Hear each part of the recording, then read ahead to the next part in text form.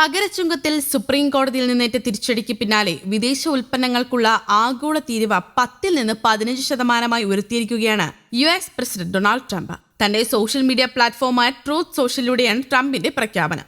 ആദ്യം 10% തീരുവയാണ് പ്രഖ്യാപിച്ചതെങ്കിലും രാത്രിയോടെ 15% ഉയർത്തുകയായിരുന്നു. പകരച്ചുങ്കം റദ്ദാക്കിയ ജഡ്ജിമാരുടെ തീരുമാനം പരിഹാസ്യമാണെന്നും തീരുവ വരുമാനം വർദ്ധിപ്പിക്കുന്നതിൽ പ്രതിജ്ഞാബദ്ധമാണെന്നും ട്രംപ് ട്രൂത്ത് സോഷ്യലിൽ പറഞ്ഞു. പതിറ്റാണ്ടുകളായി അമേരിക്കയെ ചൂഷണം ചെയ്യുന്ന രാജ്യങ്ങൾക്കുമേൽ ചുമത്തിയിരുന്ന 10% തീരുവ നിയമപരമായി അനുവദിക്കപ്പെട്ട പരമാവധി പരിധിയായ 15% ഞാൻ ഉയർത്തുകയാണ്. ഇത് ഉടനടി പ്രാബല്യത്തിൽ വരും, ട്രംപ് ട്രൂത്ത് സോഷ്യലിൽ കുറിച്ചു. അതേസമയം വ്യാപാരം അമേരിക്കയ്ക്ക് ഗുണകരമാവുന്ന വിധത്തിൽ ഏതൊക്കെ രാജ്യത്തിനെതിരെ അധിക ചുങ്കം ചുമത്താൻ കഴിയുമെന്ന വിലയിരുത്തി റിപ്പോർട്ട് നൽകാൻ വാണിജ്യ വകുപ്പ് ഉദ്യോഗസ്ഥർക്ക് ട്രംപ് നിർദ്ദേശം നൽകി. 301-232 വകുപ്പ് പ്രകാരമാണിത്.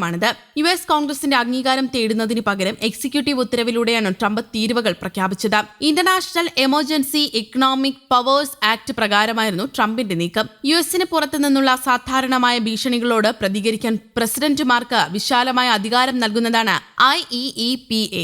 ട്രംപിന്റെ നടപടികൾ പ്രസിഡന്റ് അധികാരത്തിനും അപ്പുറമാണെന്ന് കോടതി കണ്ടെത്തി. അധികാരം കോൺഗ്രസിനാണെന്നും ചൂണ്ടിക്കാട്ടി. ട്രംപിന്റെ തീരുവകൾ ഭരണഘടനാ വിരുദ്ധമാണെന്ന് കോടതി പറഞ്ഞിട്ടില്ല. അധികാരപ്രയോഗത്തിന് കോൺഗ്രസിന്റെ അംഗീകാരമില്ലെന്നാണ് വ്യക്തമാക്കിയത്. തീരുവകൾ അംഗീകരിക്കാനുള്ള നിയമനിർമ്മാണം കോൺഗ്രസിന് പാസാക്കാൻ കഴിയും, പക്ഷേ കാര്യങ്ങൾ എളുപ്പമല്ല. കോൺഗ്രസിന്റെ 2 സഭകളിലും ട്രംപിന്റെ റിപ്പബ്ലിക്കൻ പാർട്ടിക്ക് ഭൂരിപക്ഷമുണ്ടെങ്കിലും നിയമം പാസാകുമെന്ന് ഉറപ്പ് പറയാനാകില്ല.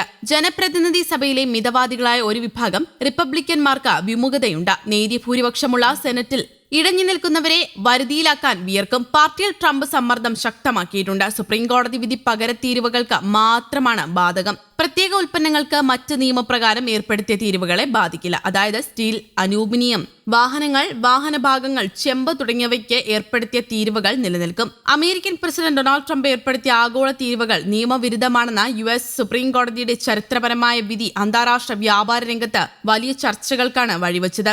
ഏകദേശം $175 ബില്യൺ വരുന്ന തീരുവ തുക റീഫണ്ട് നൽകേണ്ടി വരുമെന്നാണ് കണക്കാക്കപ്പെടുന്നത്. നിയമപരമായ തടസ്സങ്ങളും ദൈർഘ്യമേറിയ കോടതി നടപടികളും കാരണം ഈ തുക തിരിച്ചുകിട്ടാൻ വർഷങ്ങളോളം എടുത്തേക്കാമെന്നും ചെറുകിട വ്യവസായികളെ അപേക്ഷിച്ച് വൻകിട കോർപ്പറേറ്റുകൾക്കായിരിക്കും ഈ റീഫണ്ട് പ്രക്രിയ കൂടുതൽ ഗുണകരമാകുക എന്നുമാണ് വിവരം. ഈ വിധിയിലൂടെ ലഭിക്കുന്ന വൻ തുകയിലുള്ള റീഫണ്ടിന് പ്രധാനമായും അർഹതയുള്ളത് അമേരിക്കൻ ഇറക്കുമതിക്കാർക്കാണ്. താരിഫുകൾ നേരിട്ടടച്ചത് ഇവരായതിനാലാണ് ഇവർക്ക് മുൻഗണന ലഭിക്കുന്നത്. പ്രത്യേകിച്ചും കസ്റ്റംസ് രേഖകളിൽ ഇറക്കുമതി റെക്കോർഡായി രേഖപ്പെടുത്തിയിട്ടുള്ള കമ്പനിക്കായിരിക്കും പണം ലഭിക്കുക. വിദേശ രാജ്യങ്ങളിലെ കയറ്റുമതിക്കാർക്കോ മറ്റ് രാജ്യങ്ങൾക്കോ ഈ റീഫണ്ട് തുക നേരിട്ട് ലഭിക്കില്ലെന്ന് ഉറവിടങ്ങൾ വ്യക്തമാക്കുന്നു. ഇന്ത്യയുടെ ഏറ്റവും വലിയ കയറ്റുമതി വിപണിയാണ് അമേരിക്ക. ട്രംപിന്റെ താരിഫുകൾ ഇന്ത്യൻ ഉൽപ്പന്നങ്ങളുടെ വില വർദ്ധിപ്പിക്കുകയും അമേരിക്കൻ വിപണിയിൽ അവയുടെ മത്സരക്ഷമത കുറയ്ക്കുകയും ചെയ്തിരുന്നു.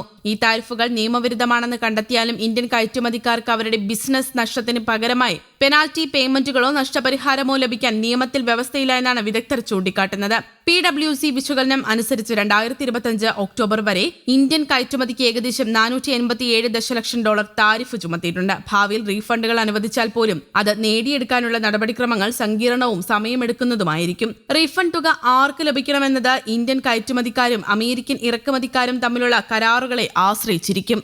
News desk, Kerala Kaumudi.